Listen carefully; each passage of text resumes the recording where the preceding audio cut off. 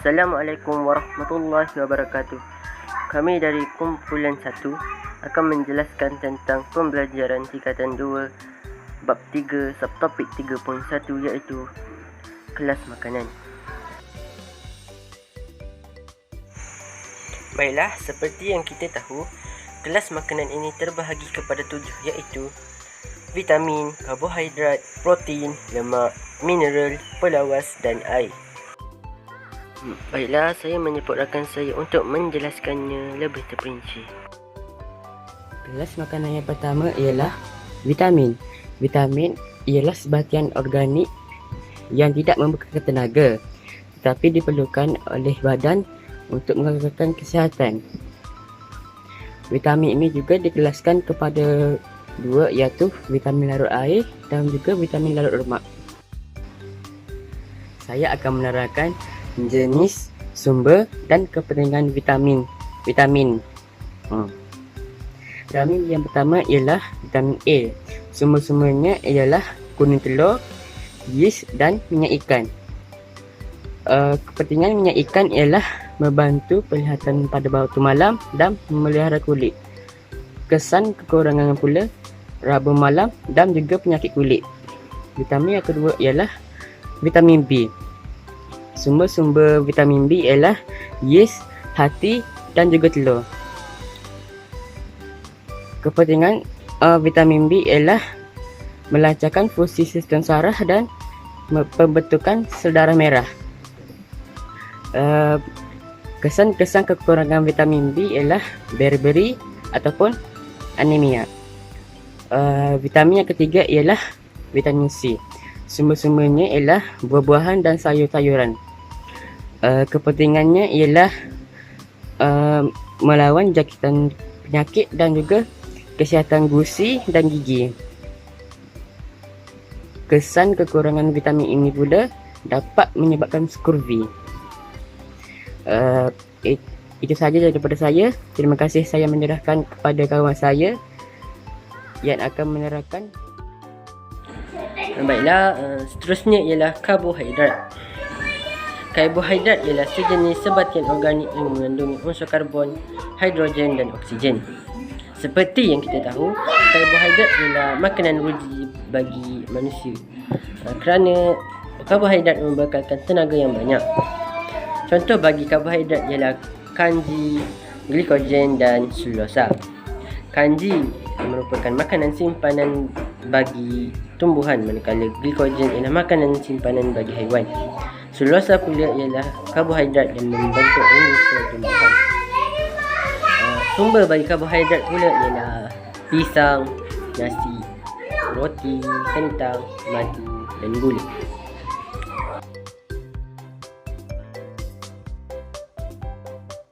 Saya akan jelaskan bab protein.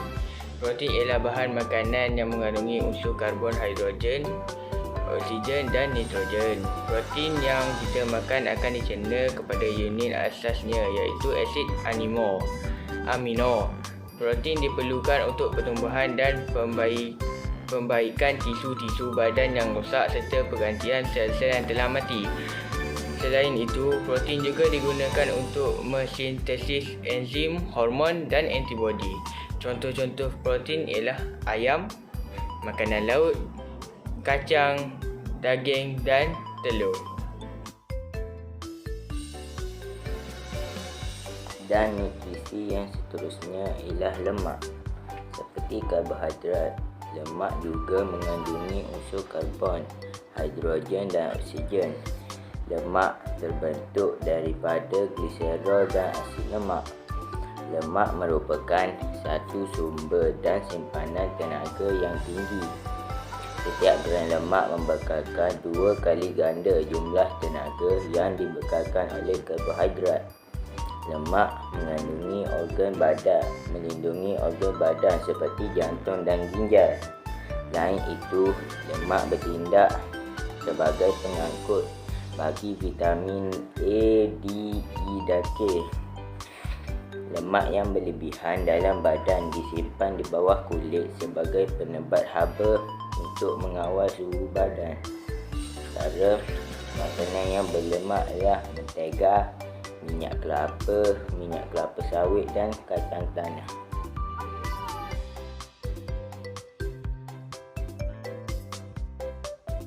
Kelas makanan yang seterusnya ialah pelawas. Pelawas ialah bahan yang tidak dapat diuraikan oleh sistem pencernaan. Pelawas terdiri daripada selulosa yang terdapat dalam dinding sel tumbuhan. Pelawas sangat penting untuk merangsang peristalsis, iaitu pergerakan yang disebabkan oleh pengucutan dan pengenduran otot-otot di saluran pencernaan seperti esofagus, usus kecil dan usus besar. Contoh-contoh pelawas ialah sayur-sayuran, biji ring dan roti gandum berserat. Hal ini dapat memudahkan pergerakan makanan di sepanjang salur tersebut dan mengelakkan sembelit.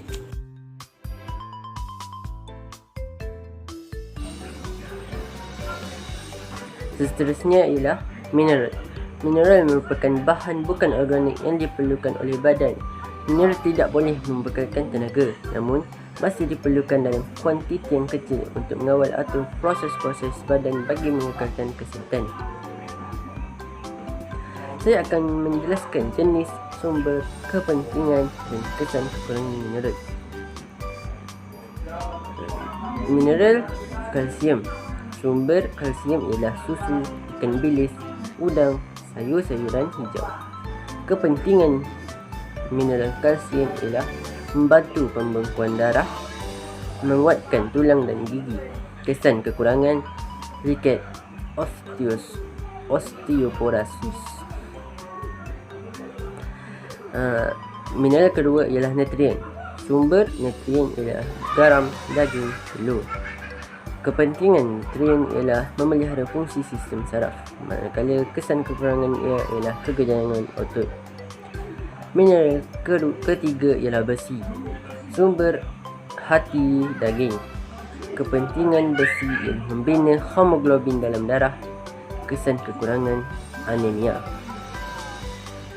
Mineral keempat ialah iodin. Sumber iodin ialah makanan laut dan buah-buahan. Kepentingan iodin membantu fungsi kelenjar tiroid. Kesan kekurangan goiter. Mineral seterusnya ialah fosforus. Sumber fosforus ialah keju, daging, telur, sayur-sayuran. Kepentingan fosforus ialah menguatkan tulang dan gigi, membentuk asid nukleik dalam DNA dan RNA. Kesan kekurangannya pula ialah riket, gigi rapuh, tidak dapat membina DNA dan RNA.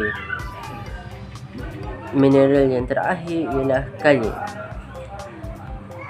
Sumber kalium ialah tumbuhan dan haiwan.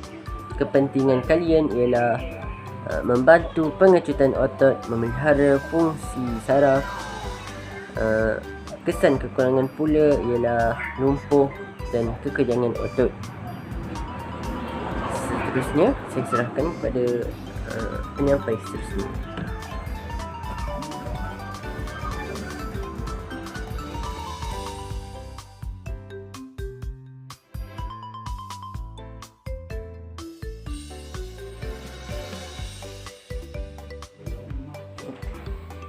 Okey, baiklah.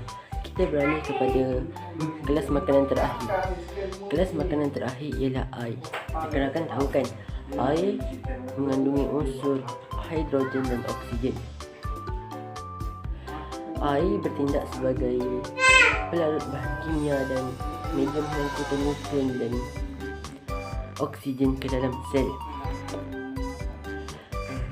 Air juga mengawal suhu atau bahan kita melalui proses penyejatan peluh. Baiklah, itu saja dari kumpulan kami, kumpulan 1 2AF. Sekian, terima kasih.